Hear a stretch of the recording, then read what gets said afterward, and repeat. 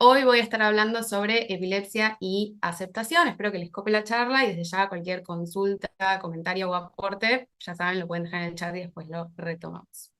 Bueno, para hablar de epilepsia y aceptación voy a estar retomando varias cosas de las que mencionó la doctora Sarodiansky y también incluso cosas que tomaron otros expositores en charlas anteriores. Primero que nada, bueno, no voy a definir qué es la epilepsia porque creo que nadie entiende mejor que ustedes qué significa tener epilepsia, ustedes que están ahí del otro lado, eso por un lado, y por el otro creo que ya gracias a las geniales exposiciones de los neurólogos eso quedó súper, súper claro. Así que como saben, una de las características principales de la epilepsia es la ocurrencia de las crisis epilépticas, ya sea en convulsiones o en crisis de ausencia. Sin embargo, como ya introdujo la doctora Sardiansky, el impacto de estas crisis no es el único factor a tener en consideración cuando estamos hablando de un paciente con epilepsia. Hay múltiples esferas de la vida de una persona que podrían llegar a verse afectadas al recibir el diagnóstico. Aspectos cognitivos, sociales, emocionales, laborales y muchos más. Estas afectaciones en distintas áreas pueden deberse realmente a muchísimas cosas, pero con el propósito de la charla de hoy me voy a focalizar en una de las posibles causas, que es el estigma. Podemos entender al estigma como una etiqueta, en primer lugar, como una etiqueta que viene a señalar una atribución que supuestamente es negativa de una persona. Es decir, un estigma vendría a ser una marca o una señalización de aquel que es diferente. Como ya un poco nombró Mercedes, el estigma invisibiliza muchas emociones, muchos pensamientos y muchas situaciones desafiantes, haciendo que la persona que está recibiendo ese estigma pueda sentirse sola, poco acompañada o incomprendida.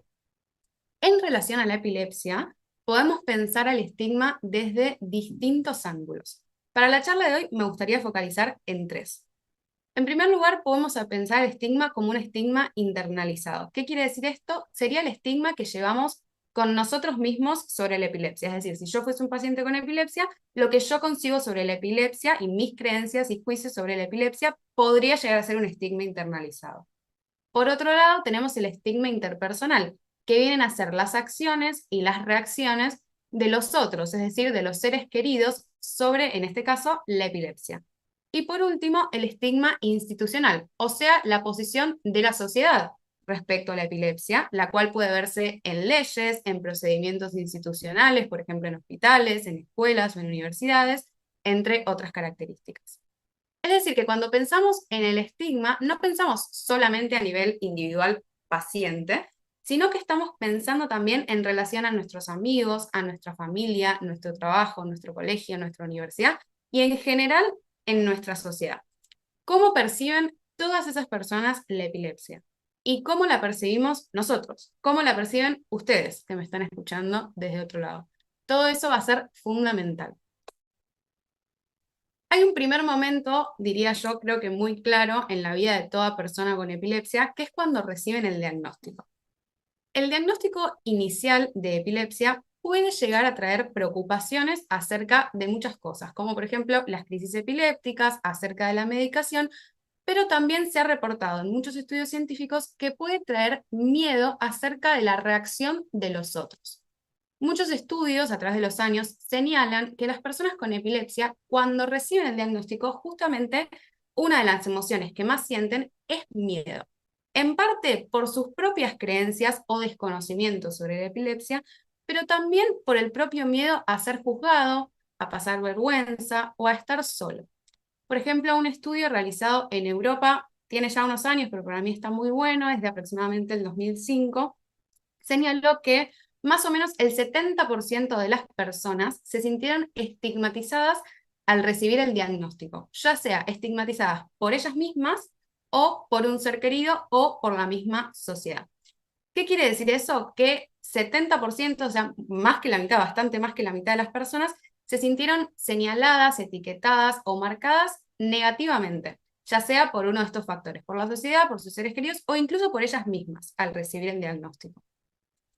¿Qué nos permite decir esto inicialmente? Bueno, en primer lugar, nos permite saber algo fundamental, que es que esta sensación, este miedo, le pasa a muchas personas, que es normal y que es hasta esperable sentirse así en algún momento. Los pacientes en general general no cuentan con información sobre la epilepsia antes de ser diagnosticados. Y por lo tanto, al momento de ser diagnosticados, suelen ser muchas más las preguntas que las respuestas lo que tienen. Este desconocimiento muchas veces genera miedo y es por eso que el estigma termina como apareciendo como la respuesta. Cuando, como uno mismo ve a la epilepsia, afecta la forma en la que concebimos, no solamente nuestro presente, como el hoy, sino también mis posibilidades, el futuro, y afecta también mis emociones y mis pensamientos. En definitiva, afecta mi salud mental. Así como también muchas veces el paciente no cuenta con información antes de recibir el diagnóstico, incluso muchas veces tampoco cuenta con tanta información luego de recibir el diagnóstico, tampoco lo hace su familia. Entonces, sucede muchas veces que los pacientes nos cuentan que en un intento sano y natural de proteger a la persona, los familiares o seres queridos terminan como sobreprotegiendo, en un intento de controlar que nada malo le suceda a esa persona. Esto, como digo, es un poco natural, como el deseo innato de que nada malo le pase a un ser querido, ya que es esperable que los familiares también sientan miedo ante lo desconocido y tampoco tengan mucha información o herramientas sobre cómo actuar, al menos al principio.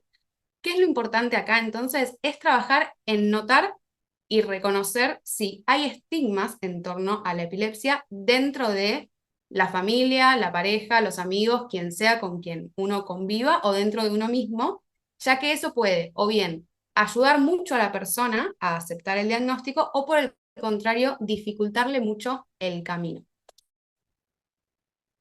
Ahora bien, no todas las personas que tienen epilepsia se sienten de la misma manera ni recorren el mismo camino.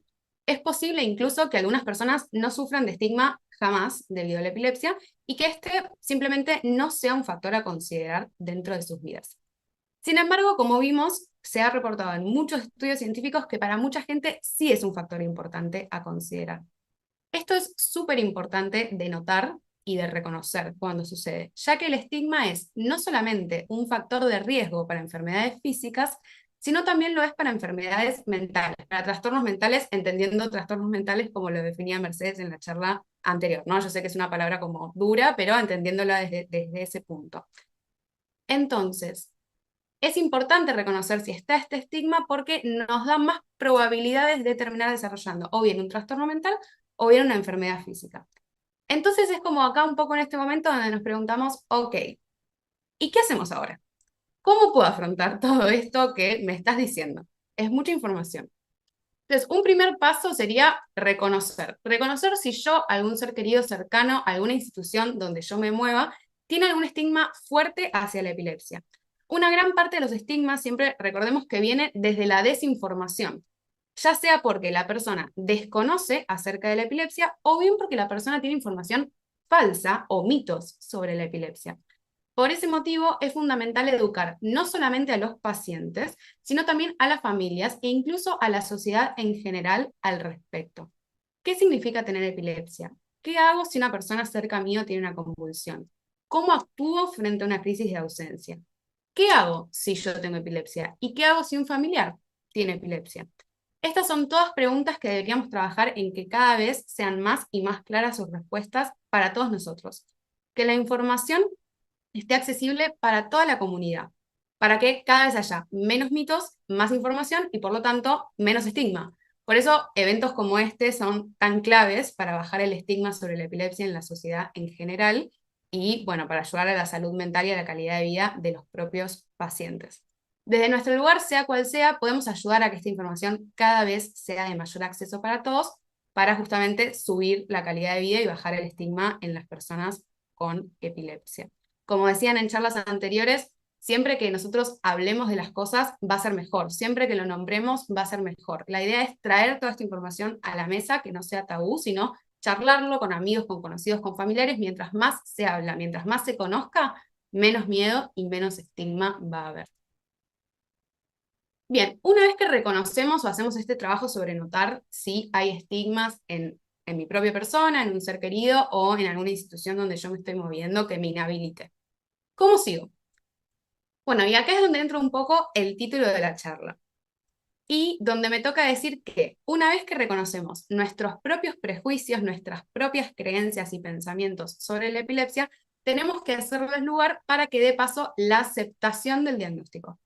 Ojo con esto, porque cuando hablamos de aceptación, nos estamos refiriendo, o me estoy refiriendo yo en este caso, a la disposición consciente de permitir y experimentar pensamientos, emociones y sensaciones sin necesariamente intentar cambiarlos o evitarlos. La aceptación no es ni pasividad ni resignación. No es como cerrar los ojos diciendo como, bueno, es lo que me toca, entonces lo paso, sino es más bien como una apertura a lo que es cada situación momento a momento, permitiendo que las experiencias ocurran sin luchar contra esas experiencias. Muchas veces las experiencias que tenemos que afrontar pueden ser más fáciles, pero otras tantas van a ser más difíciles o incluso van a ser experiencias angustiantes. La idea no es luchar con las emociones o las sensaciones, entre comillas, malas o feas, sino entender, como vimos antes, como les nombraba antes, que puede ser absolutamente normal sentirnos así, incluso que puede ser esperable, que a muchas otras personas también les sucede, y trabajar entonces para notarlas y reconocer de dónde vienen esas creencias y esas emociones. Al saber eso, una vez que lo notamos, podemos hacerle lugar a esa emoción. Sea como sea más linda, sea más cómoda, sea más incómoda, sin luchar contra ella, sino aceptándola sin juzgarla. ¿Para qué? Para entonces poder enfocarme en tener otras conductas, otras acciones, que para mí sí valgan la pena, que me acerquen más a la vida que quiero vivir. Por ejemplo, asistir a los turnos médicos, arrancar una nueva actividad que me guste, trabajar en mis relaciones con amigos, familia, pareja, etc. Para poder tener una mejor calidad de vida, es en parte necesario poder trabajar primero en aceptar el diagnóstico, de manera que no terminemos usando como toda nuestra energía luchando contra emociones incómodas, que me podría llegar a pasar, que como aprendimos sería súper normal, sino enfrentarme a otros aspectos de la vida, trabajando en pos de construir algo que yo valoro. Ahora vamos a poner un ejemplo concreto de esto que sé que puede sonar como un poco abstracto. Además de trabajar en la aceptación de manera individual, es necesario recordar que los seres humanos somos sociales por naturaleza y que por lo tanto nuestra red social, familia, amigos, pareja, ocupa un lugar fundamental en nuestra vida. En el caso de la epilepsia, el apoyo social es fundamental por muchas razones. Primero que nada, por el sentimiento de pertenencia. En muchos estudios científicos se ha reportado que la epilepsia puede hacer que las personas se sientan diferentes o aisladas, como veíamos al principio, pero el apoyo social ayuda un poco a contrarrestar esos sentimientos justamente al proporcionar un sentido de comunidad y de pertenencia. Por otro lado, el apoyo social puede prestar ayuda durante las crisis. En caso de una crisis epiléptica, tener a alguien cerca con quien yo haya hablado con confianza de cómo debería proceder cuando yo tengo una crisis puede hacer la diferencia entre una crisis más manejable y una un poco más difícil. También, además de una ayuda como práctica e inmediata, el apoyo social me puede brindar contención emocional incluso después de la crisis. También el apoyo social en el caso de la epilepsia puede brindar apoyo emocional, ya que como vimos en las charlas anteriores, tener epilepsia puede llegar a ser estresante o desafiante a nivel emocional. Entonces el apoyo social, en el mejor de los casos, puede ofrecer un espacio seguro para expresar sentimientos, para expresar miedos, preocupaciones, lo que puede aliviar la carga emocional. También la red social ayudaría a cumplir con el tratamiento. Si nosotros tenemos el apoyo de un amigo, de un familiar, de una pareja, de algún ser querido, sea quien sea, un vecino, no importa, esa persona puede ayudarnos, motivarnos a seguir con el tratamiento, asistir a las citas médicas, recordarnos para tomar la medicación si algún día se nos pasó, no nos sonó la alarma, nos quedamos dormidos. Todas esas cosas, la red social es algo fundamental para que lo podamos cumplir con más adherencia. Y también, fundamental, la red social ayuda a la reducción del estigma, que es de lo que veníamos hablando antes. El apoyo social puede ayudar a combatir este estigma y un poco la discriminación asociada que puede llegar a sentir una persona con epilepsia. ¿Por qué? Porque básicamente estás ayudando a educar a otras personas, que a su vez educan a otras personas y entre todos fomentamos una mayor comprensión y aceptación de la epilepsia. Es decir, que en resumen, el apoyo social en la epilepsia no solamente proporciona ayuda práctica e inmediata quizás durante las crisis, sino también brinda otras cosas fundamentales como apoyo emocional, fomentar el cumplimiento del tratamiento, ayudar a la reducción del estigma, etcétera, etcétera. Para un poco ir de a poquito cerrando y juntar todo esto que estuvimos hablando, traje una analogía que a veces usamos las analogías mucho en psicoterapia y en psicología para mostrar de manera un poco más concreta lo que hablamos en abstracto. Así que traje como un ejercicio de imaginación cortito para que hagamos. Para ilustrar lo que estuvimos hablando, vamos a ponernos en el siguiente escenario. Imagínense que nos dan una dirección, ¿sí? Nos dan una dirección y nosotros tenemos que ir hacia ahí. Pero en lugar de mirar el mapa, o el Google Maps, como la chica acá en el celular estaría mirando el Google Maps, en vez de mirar el mapa e ir hacia esa dirección, nos empezamos a concentrar en esas emociones incómodas que estábamos charlando antes. Entonces, en lugar de escuchar la dirección, mirar el mapa y avanzar, me quedo quieta. ¿Por qué me quedo quieta? Porque siento mucho miedo ante esa dirección, porque no la conozco, no sé mucho sobre esa dirección. Y yo no me quiero sentir así, quiero luchar contra ese miedo, lo quiero controlar, no me quiero sentir más así, entonces me quedo quieta, no avanzo. Ahora, por un segundo, imaginemos que intentamos dejar de controlar esa emoción incómoda. E intentamos dejar de luchar contra esa emoción que puede ser angustiante. Nos recordamos a nosotros mismos que es normal sentirse asustado ante lo desconocido. Recordamos esa charla una vez en la Epifest donde una chica nos dijo que a mucha gente le pasa sentirse con miedo ante lo desconocido o sentirse un poco asustado ante la incertidumbre. Y que entonces lo que nos está pasando es más que esperable.